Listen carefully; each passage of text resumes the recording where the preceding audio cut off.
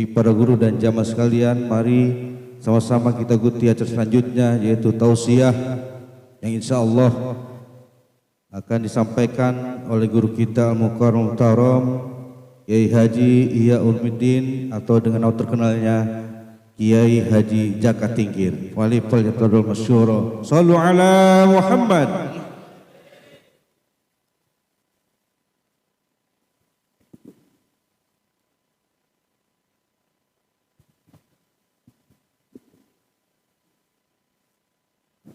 لرضا الله وإلى حضرة النبي رسول الله محمد صلى الله عليه وسلم. الفاتحة.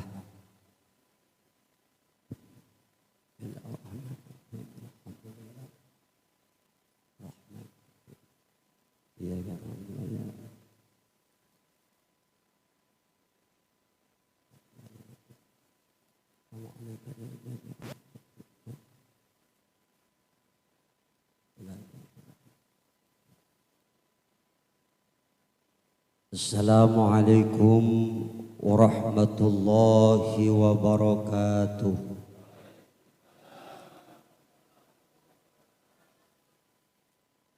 Alhamdulillahi ala ni'amihi fi syahri Sya'ban alladzi ja'alana minal muslimin al-kamilin wa amarna bittiba'i sabilil mu'minin. أشهد أن لا إله إلا الله وحده لا شريك له الملك الحق المبين وأشهد أن ونبينا محمدا عبده ورسوله صادق الوعد الأمين. اللهم فصل وسلم وبارك على سيدنا محمد وعلى آله وصحبه أجمعين. أما بعد، رب اشرح لي صدري ويسر لي أمري واحلل عقدة من لساني يفقهوا قولي. Al-Mukarramun, para alim ulama, wabil khusus guru-guru kita yang hadir di tengah-tengah kita sangat banyak, terkhusus Ketua DKM Masjid Jami Al-Akhyar dan segenap pengurus.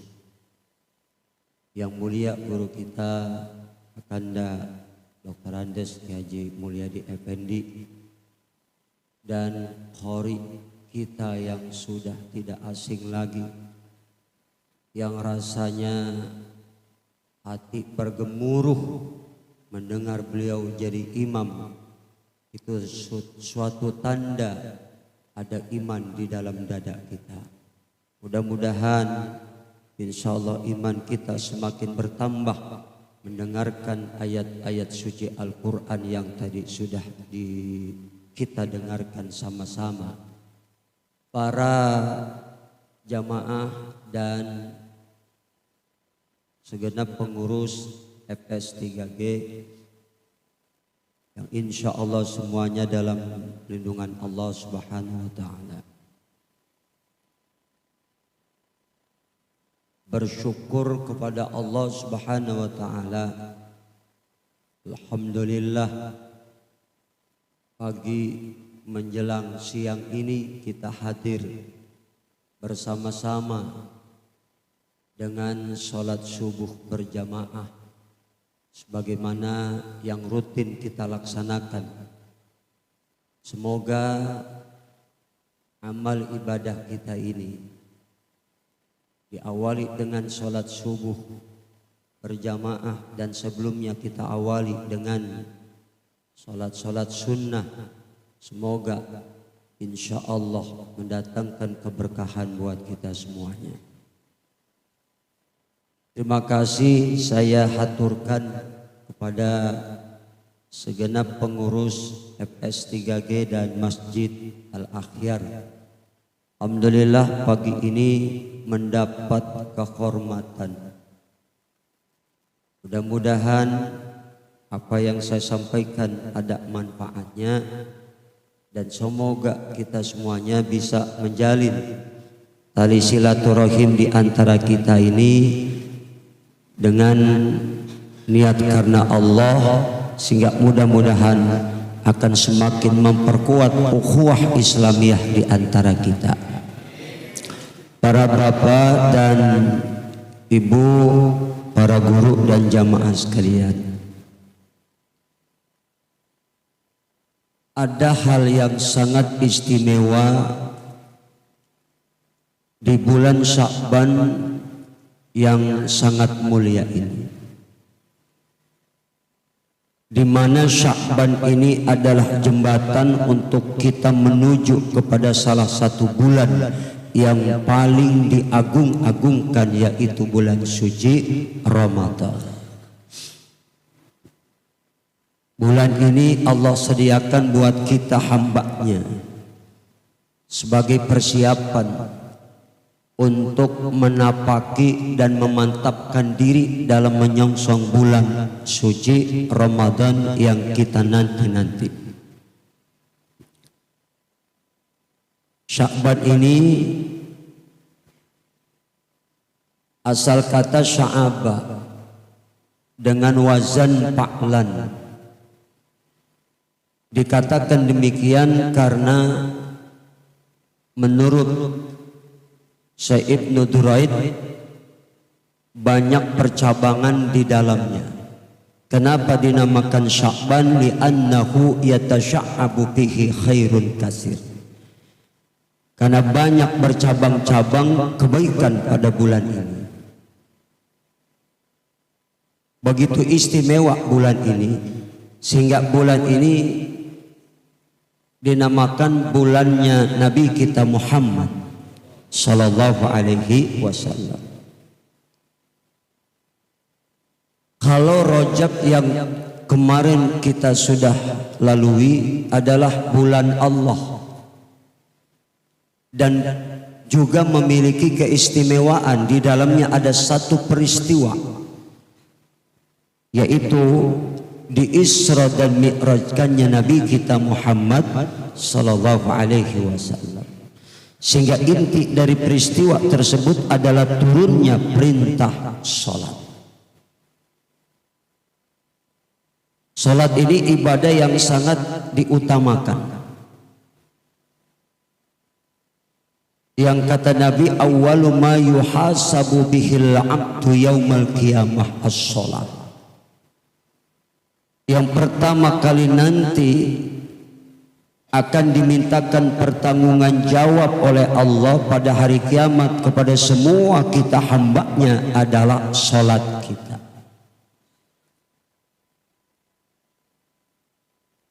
Dan salat ini merupakan kekuatan jiwa, kekuatan moral, kekuatan sosial, kekuatan kemauan. Ketika kita sholat, seakan-akan kita memasuki kerajaan Allah tanpa melewati pintu, menghadap Allah tanpa dinding penghalang, berdialog dengan Allah tanpa perantara. Dan ketika kita bermunajat kepada Allah, begitu sangat dekatnya kita. Dan kita meminta pertolongan kepada Allah yang maha segala-galanya lewat ibadah sholat ini. Hurufnya terdiri 3. Shod, lam, ta. Menurut ulama mutanabi, artinya ulama yang betul-betul melaksanakan sunnah Rasul, bahwa shod itu artinya sidqul qawli, ucapan yang benar. Jadi orang yang sholatnya benar, ucapannya benar, tidak pernah bohong, tidak pernah berdusta. Kalau model kita sholat mas sholat sama bohong demen banget. Iya apa? Model kita ini. Ya Pak ya.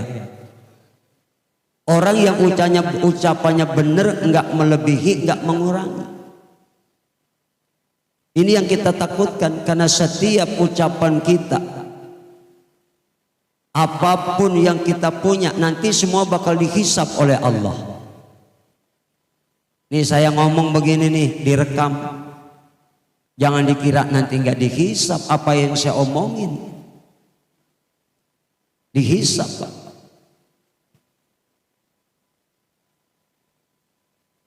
Itulah pengertian daripada huruf shad, yaitu sidqul qaul. Yang kedua adalah lam, artinya layyinul qalbi, orang yang sholatnya benar, hatinya lembut Pak, lembut hatinya. Tidak ada di hatinya itu penyakit, lembut.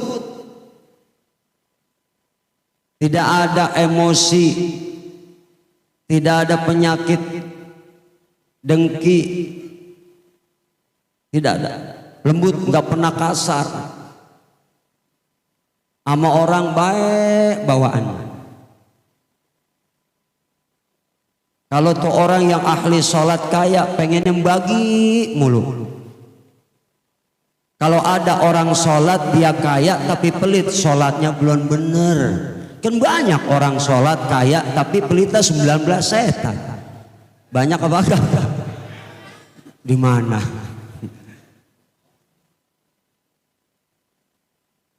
Lembut hati, peka terhadap penderitaan dan kesulitan orang lain. Kalau yang ahli sholat itu sebagai suami, jadi suami lembut sama bini, kagak pernah kasar, ngomong gak enak. Begitupun sebaliknya. Kalau kita orang tua yang ahli sholat, sholat kita bener, lembut hati kita jadi orang tua, nggak pernah kasar sama anak. Kadang-kadang kita mah kasar sama anak. Anak salah dikit sambil geledek, modal mampus lu. Jangan Pak. Yang ketiga hurufnya adalah tak, artinya tarkul ma'asi. Orang yang sholatnya benar berarti meninggalkan segala macam bentuk kemaksiatan. Apapun bentuk kemaksiatan itu. Makanya innas sholata tanha 'anil fahsya'i wal munkar. Sesungguhnya sholat itu dapat mencegah diri kita dari perbuatan keji dan munkar. Artinya jadikan sholat kita ini sebagai wasilah agar supaya diri kita ini terhindar dari perbuatan keji dan kemungkar. Itulah keistimewaan di bulan Rajab. Makanya dinamakan syahrullah, bulannya Allah. Bulan Rajab yang lalu adalah bulan bercocok tanam, di mana kita dianjurkan membersihkan badan kita dari dosa-dosa dengan kalimat istighfar, yang redaksi kalimat istighfar itu adalah Rabbighfirli warhamni watub alayya. Dan dianjurkan memperbanyak membaca tasbih. Siapa orang yang bersih dosanya di bulan Rajab, maka suci hatinya di bulan Sya'ban. Bulan ini adalah bulan menyiram. Ini bulan Nabi. Pada bulan Sya'ban ini ada beberapa keistimewaan.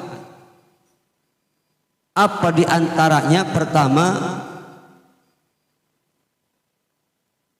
bulan Sya'ban ini adalah syahrun turfa'u fihil a'mal, bulan di mana diangkatnya amal kita kepada Allah. Tapi itu secara formalitas Pak.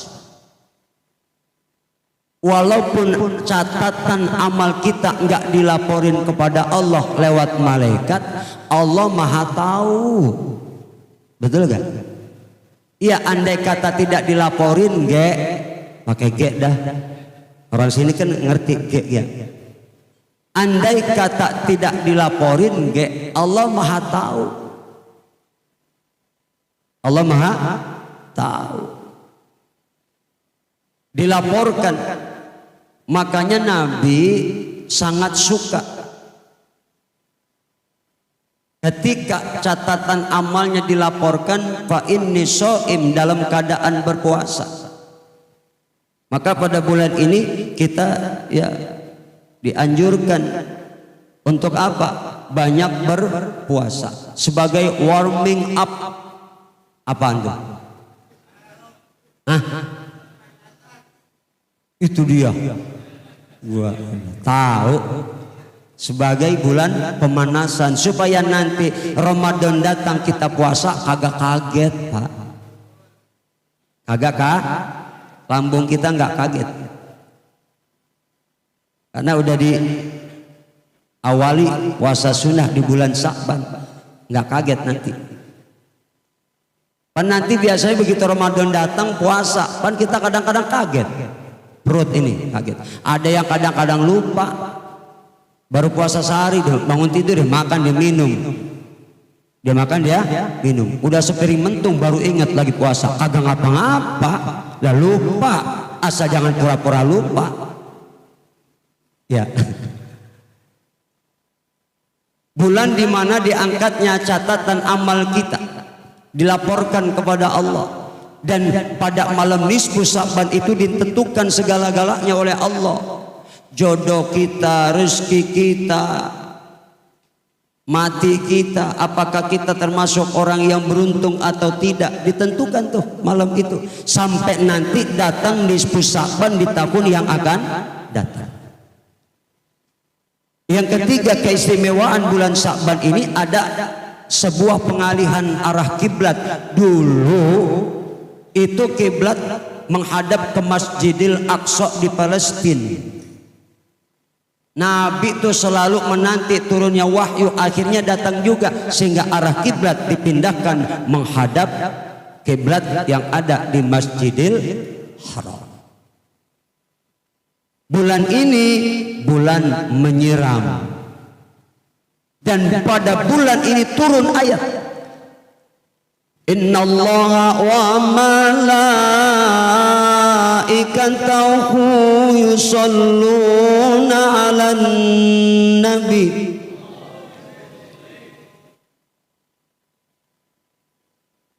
Pada bulan ini turun ayat Innallaha wa malaikatahu yusalluna 'alan nabi. Allah bersama para malaikatnya bersolawat kepada Nabi kita Muhammad.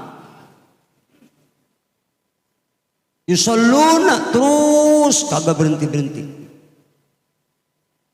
Maka pada bulan ini kita dianjurkan untuk lebih memperbanyak sholawat kepada Rasulullah.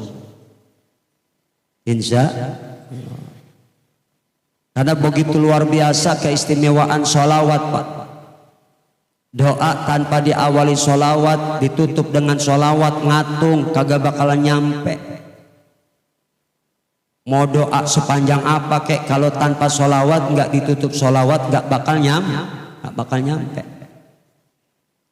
Dan ganjaran sholawat itu dunia akhirat, dunia 30%, 70% akhirat. Jadi kita ini doa nggak usah pakai macam-macam, cukup punya satu doa, sholawat kita matengin, kita amalin, insya Allah dunia ngikut, dunia tunduk, akhirat pun kita selamat. Ya walaupun sholawat doang, kagak pakai doa yang lain-lain, sholawat banyakin. Yang penting istiqomah. Kalau kata guru kita Syekh Zaini Abdul Ghani Martapura, guru sekumpul, beliau termasuk orang tua angkat saya. Karena waktu saya ceramah ke Kalimantan beberapa tempat waktu itu sempat sowan dan alhamdulillah diangkat sebagai anak. Alhamdulillah. Maka luar biasa kewalian beliau tuh. Sampai setelah meninggal beberapa tahun, itu saya lagi tidur tapi seakan-akan gak tidur, mimpi tapi nyata. Beliau datang, padahal saya lagi tidur tapi nyata. Begitu datang, ngetok pintu kamar, saya buka pintu, Beliau datang Syekh Zaidi. Tapinya saya berasa lagi tidur. Tapi bagaimana ya rasanya? Begitu dah Pak. Ya, kayak mimpi tapi nyata. Sampai dipegang tangan saya, berasa pegangan tangannya. Tuwali Allah wali kutub. Syekh Zaidi Martapura. Rugi kita kalau udah umur 40 tahun belum pernah mimpi ketemu Rasulullah. Rasanya nangis kita dengar kalimat itu, betul gak? Iya. Kita hidup udah lama-lama sekian puluh tahun tapi nggak pernah mimpi ketemu Rasulullah. Rasanya nangis kita. Beliau ngomong begitu tuh. Ya artinya walaupun kita belum dikasih mimpi ketemu Nabi, yang penting terus dah baca sholawat istiqomah. Insya Allah. Jangan Pak, jangankan mimpi melihat wajahnya Pak. Pak, Assalamualaikum. Masih hidup. Jangankan mimpi lihat wajahnya, itu cuma baru cahayanya doang kita kagak sanggup. Saya pernah dijazahkan sholawat oleh guru saya Syekh Abdul Kohar waktu di Cipanas Cianjur. Suruh baca tiap malam Jumat 1000. Terus saya baca, saya amalin. Begitu udah sekian lama, alhamdulillah. Kalau baca sholawat itu selesai 1000, itu ada cahaya memancar luar biasa dari arah kanan saya. Padahal kita sholawat nih mata kita merem, tapi ada cahaya muncul dari arah kanan kita. Itu cahaya dari kanan, mata kita silok kagak kuat melihat. Itu cahayanya dari kanan, tapi mata lagi merem silok nggak sanggup rasanya lihat cahaya itu. Itu baru cahayanya doang Pak. Masya Allah. Artinya nih tahadus bin nikmah, biar kita termotivasi untuk lebih mencintai Rasulullah dengan kita memperbanyak sholawat. Amin ya rabbal alamin. Dengan sholawat Allah akan kasih kelebihan, maziyah, keistimewaan kepada kita. Lebih-lebih emang sholawat. Ini bulan Sya'ban.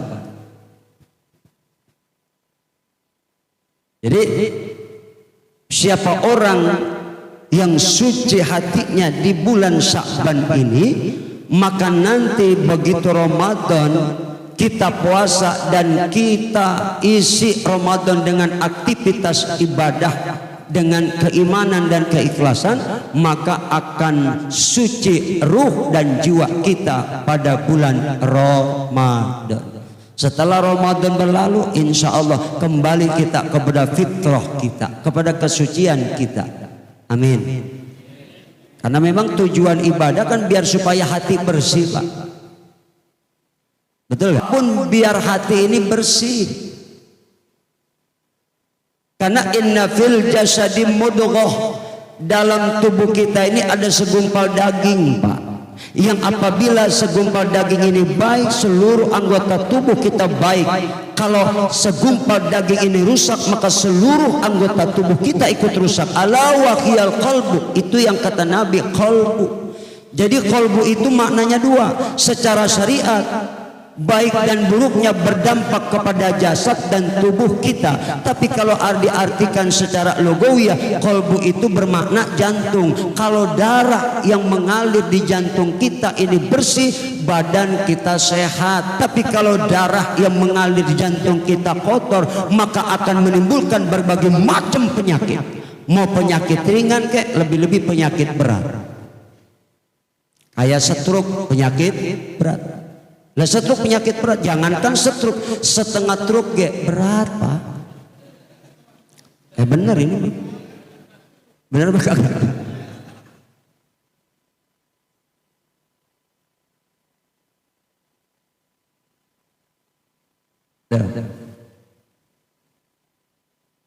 Tapi kalau secara hakiki ya, kolbu itu nggak berwujud.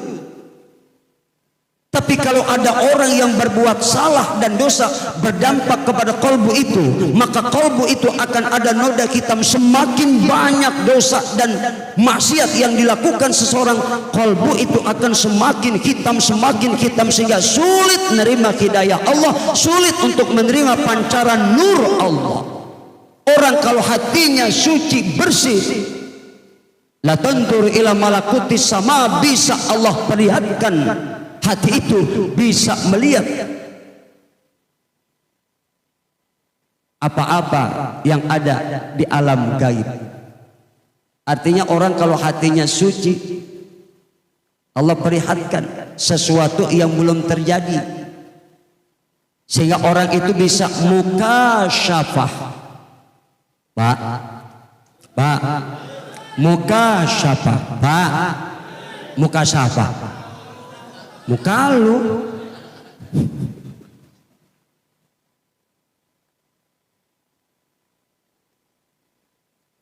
Dan memang ada amalannya. Kalau hati ini pengen bisa begitu. Saya dulu lagi pesantren sempat ngalamin, Pak. Ini tadus bini mah ya, biar supaya jadi semangat. Dulu waktu mondok di Darrohman, ketika selesai sholat malam, waktu itu saya baru setahun, baru mau jalan setahun. Selesai sholat ada suara di telinga kanan saya kencang banget, tapi orangnya kagak ada. Suaranya mana? Suara itu bunyi begini kalimat, ya alimal ghaibi wasyahadah, terdengar di telinga saya begitu. Akhirnya pagi-pagi saya menghadap kepada guru Kiai Haji Antung Ghazali yang termasuk gurunya Kiai Syukron Makmun. Abi, tadi malam ada suara begini terdengar di telinga saya. Kaget. Ini ilmu kasyafna. Amalin kalau mau. Bagaimana bicaranya?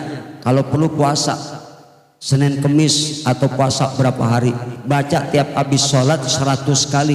Karena saya dari SD emang senangnya puasa, Pak. Begitu disuruh puasa makin jadi, Pak. Iya. Jadi saya waktu SD nggak seperti kebanyakan anak-anak yang lain. Anak-anak yang lain kan pengennya main jajan. Saya waktu SD senangnya puasa, senangnya zikir. Lah begitu disuruh amalin ini, saya suruh puasa makin jadi, apalagi pesantren makin enak. Anak sekarang mah kedul-kedul banget mondok. Iya. Ama ibadah malam tuh ogah banget, padahal di situ ada rahasia Allah. Kalau mau sukses pakai jalur langit. Kerjaan kagak ada, kebisaan kagak punya. Tapi duit pengen banyak, pengen kaya, jalur langit pakai. Bangun malam tahajud, sholat duha jangan ditinggal, baca wiridan, baca doa, sholawat banyakin, insya Allah sukses. Itu. Saya puasa tiap hari, saya amalin tiap 5 waktu, tiap habis sholat fardu. Begitu sholat maghrib saya amalin, santri yang lain udah pada masuk ke kelas ngaji kitab, saya masih ya alimal ghaibi wasada, ya alimal ghaibi wasada, ya alimal ghaibi. Begitu selesai masuk kelas disetrap, Pak. Disetrapnya, Pak, dimasukin ke kelas cewek, suruh berdiri begini di kelas perempuan. Gara-gara ngamalin itu nggak peduli saya, yang penting saya yakin saya amalin. Sebulan, 2 bulan, 3 bulan, 4 bulan, 5 bulan, 8 bulan mulai berasa. Bagaimana? Pertama itu mimpi kita, apa yang kita impiin nyata. Dari mimpi firasat kita tajam. Jadi kalau ngomong sama temen tuh kira-kira bakal dapat apa, ini mulut refleks, lo yang begini-begini, itu refleks, nggak bisa ditahan. Ketiga, baru dah tuh dibuka. Apa yang bakal terjadi kelihatan. Mohon maaf, waktu itu saya pernah lihat, nggak mimpi nih, Pak. Kejadian musibah begitu besar, air yang begitu hebat, ribuan orang mati. Saya kaget, apa ini saya lihat. Begitu terjadi tsunami di Aceh, saya baru paham lah ini Itu tahun 89 tsunami Aceh 2004. Itu 89 saya udah dilihatin sama Allah dengan sebab ilmu kasab tadi. Udah kelihatan tuh. Begitu terjadi Aceh baru paham, oh ini yang dulu dilihatin Allah. Nah saya berhenti akhirnya ngamalin tuh wirid. Kenapa? Saya lihat sholat jenazah. Yang saya sholat jenazah itu ayah saya. Kagak mimpi Pak, saya lihat sholat jenazah. Yang saya sholatin jenazah ayah saya. Kagak mimpi, lihat begitu. Sebulan, 2 bulan, 3, bener Pak, ayah saya meninggal dunia. Lah saya berhenti ngamalin itu. Takut saya sampai waya gini Pak. Kagak berani saya sampai waya gini. Berhenti saya. Begitu ayah saya meninggal, ditelepon sama saya punya paman Ki Abdurrahman tuh. Ami dia paman saya almarhum.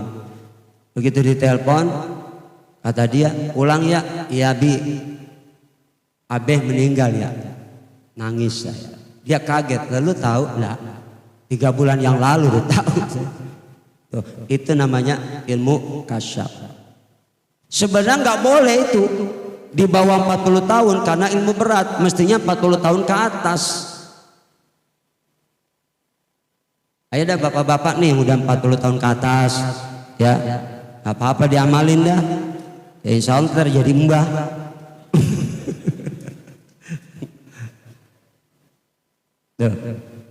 Padahal cuman ya alimal ghaibi wasyahada segitu doang.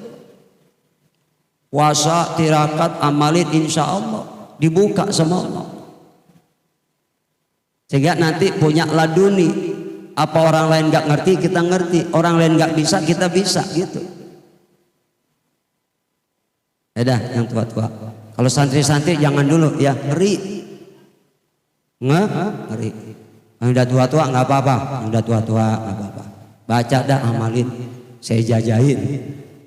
Ajas tukum nggak apa-apa. Insya Allah. Tuh. Hati.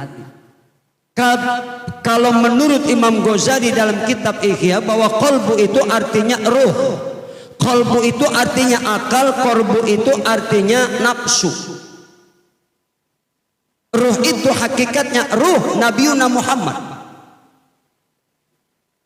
dan hakikat Muhammad itu adalah nurnya Allah, karena Allah berkata dalam hadis qudsinya, aku ciptakan Nabi Muhammad dari nurku. Jadi Nabi itu bapak dari semua arwah.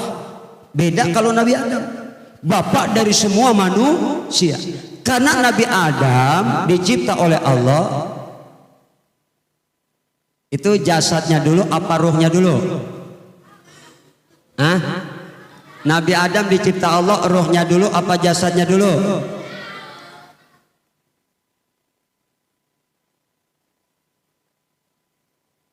Ya. Jadi Nabi Adam itu dicipta Allah, jasadnya dulu dibentuk oleh Allah, kerangkanya. Diambil tanahnya dari berbagai penjuru dunia. Tanah itu macam-macam, ada yang warnanya coklat, merah, kuning, putih. Makanya jangan heran, kulit manusia macam-macam, ada yang putih, kayak orang-orang Arab tuh kan putih-putih banget. Ada yang kulitnya kemerah-merahan, kayak orang-orang Amerika tuh kemerah-merahan. Ada yang coklat, kayak orang kita Indonesia coklat-coklat, kulit sawok. Ada yang warnanya apa lagi? Kekuning-kuningan. Ya. Itu warna kulitnya. Macam-macam, karena diambil dari berbagai tanah. Jadi manusia pun begitu sifatnya, karena tanah itu ada yang sifatnya keras, ada yang lembek. Ada orang yang sifatnya keras, ada yang lembek, lembut. Kalau ada orang sombong Ustadz, itu dicipta dari tanah tinggi, sombong makanya. Kalau orang yang rada-rada tawaduk, rendah hati, dicipta dari tanah yang rendah. Bagaimana kalau orang itu suka pemarah Pak Ustadz, dicipta dari tanah sengketa. Pak Ustadz kalau bini kerjanya belanja, itu dicipta dari tanah abang. Belanja kerjanya.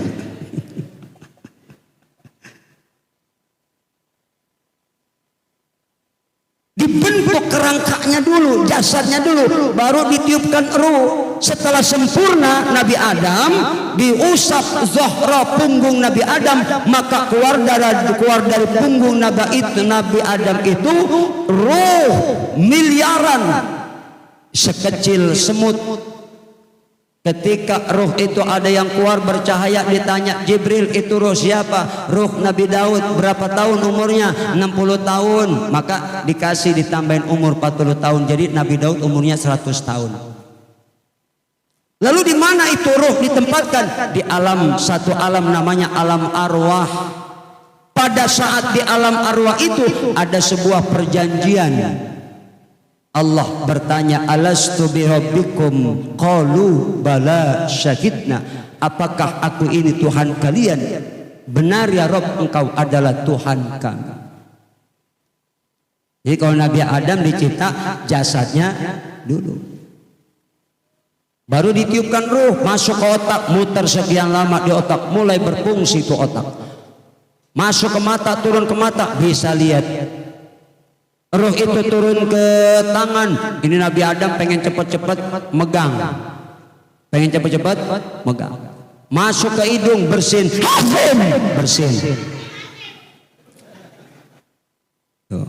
Jadi awal mulanya bersin ketika ruh Nabi Adam sampai di hidung. Begitu sampai mulut, Allah ajarkan ucap tahmid Adam, alhamdulillah. Allah jawab, yarhamuka rabbuka ya Adam.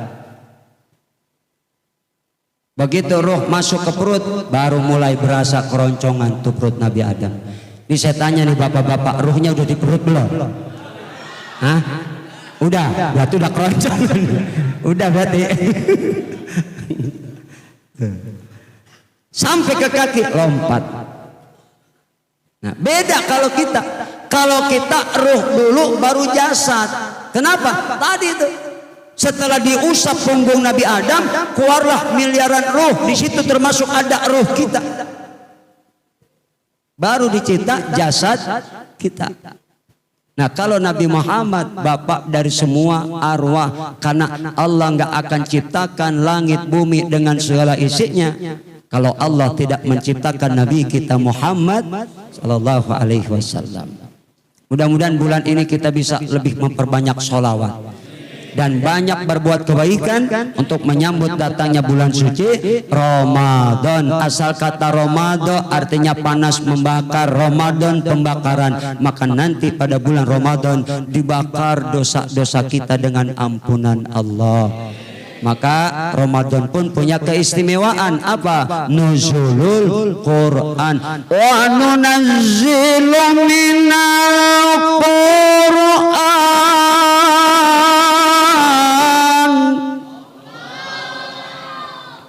Kami turunkan Al-Quran. Ma huwa shifaa'un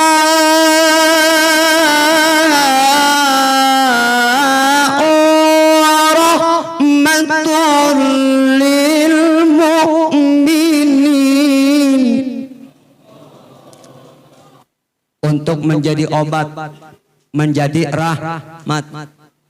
Kalau ada penyakit pasti ada obatnya. Kalau ada obatnya pasti ada penyakitnya. Apa obat segala macam penyakit? Al-Quran. Al-Quran. Penyakit jasmani obatnya Quran. Apalagi penyakit rohani. Kalau dokter cuma bisa ngobatin penyakit jasmani, nggak bisa ngobatin penyakit rohani. Nah, yang bisa ngobatin penyakit rohani kita cuma Al-Quran, baca Quran, baca Quran, baca Quran. Insya Allah hati kita bersih dari penyakit-penyakit rohani. Sebab kalau penyakit jasmani, jantung kagak sembuh, paling nggak mati. Lever kagak sembuh, paling nggak mati. Darah tinggi, asam lambung, ginjal kagak sembuh, paling nggak mati. Tapi penyakit rohani urusannya sampai akhirat. Satu contohnya, kalau ada penyakit itu di hati kita, ghibah, ngomong-ngomongin orang, itu urusannya sampai akhirat. Maka jangan sampai mati membawa dosa kepada manusia.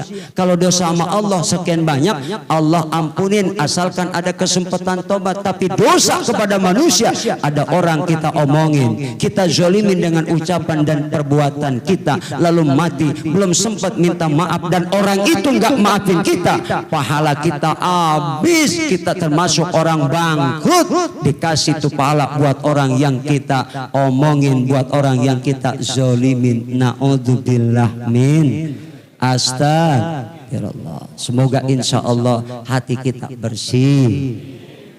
Kita mohon doain guru-guru semua biar sehat, panjang umur, dan mudah-mudahan guru-guru kita semua ilmunya manfaat. Terkhusus guru kita ya, yang ada di sini, mudah-mudahan insya Allah beliau-beliau semuanya bisa membawa kita ke jalan yang lurus, ke jalan yang diridhoi Allah. Dan mudah-mudahan santri-santriawati ya yang ada di sini, termasuk santrinya guru kita, mudah-mudahan nanti ilmunya manfaat, sukses dan bisa berdakwah di jalan Allah Subhanahu wa taala. Doakan juga saya ya, istri saya, ada istri saya tuh Ibu Dokter Lisda Mayanti, semoga ilmunya manfaat.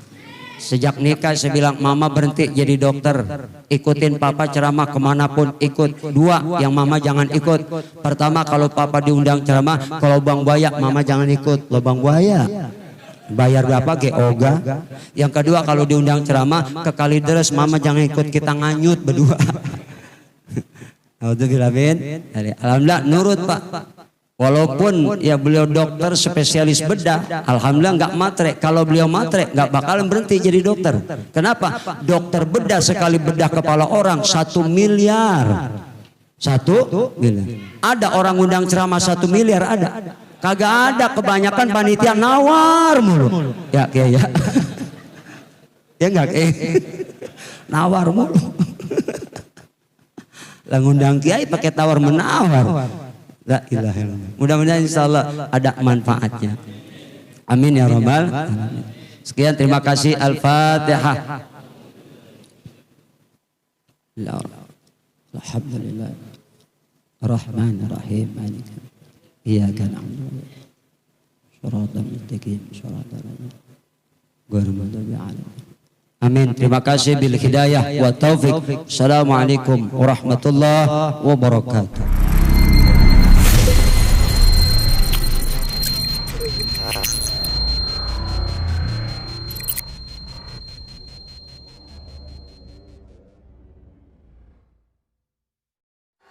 Dengan siaran langsung YouTube channel live streaming Fadlan Sel. Jadi setelah acara nanti bisa ditonton kembali, dilihat kembali di YouTube channel Fadlan Sel, dan jangan lupa untuk like, komen, subscribe untuk membantu siar dakwah agama Allah Subhanahu wa taala.